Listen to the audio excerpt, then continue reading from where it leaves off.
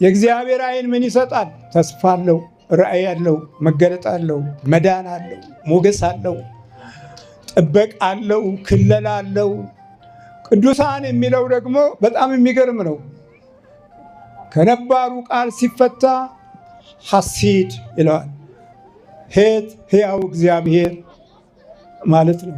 ሲ የምትባለዋ ደግሞ መከበብን፣ ዙሪያው መጠበቅን፣ ጋሻነትን፣ የጥበቃ ኃይልን እና ጠላት የማሸነፊያ ጥበብን የምታመለክት ፊደል ናት።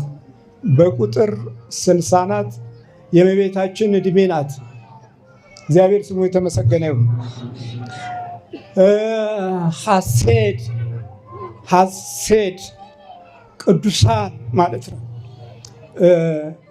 ዳሌጥ ደግሞ ሐሴድ ድ ማለት ዳሌጥ ነው። ዳሌጥ ማለት አራቱን ማዕዘን መያዝ፣ የአራቱንም ማዕዘን ክብር መቀበል፣ የአራቱንም ማዕዘን ቡራኬ ማግኘት፣ በር መውጫ መግቢያ በር ማለት ነው። ወይ ጉድ!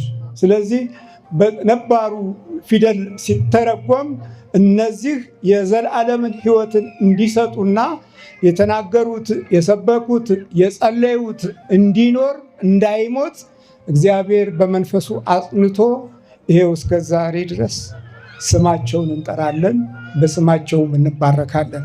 ስለዚህ በእግዚአብሔር ዓይን ፊት የቅዱሳኖቹ ሞት ምን ያለ ነው ማለት ነው? የተከበረ ነው። ሰው ቢያዋርደው ይህንን ክብር ማንም አይነጥቀውም። በመንፈስ የሚኖር ነው።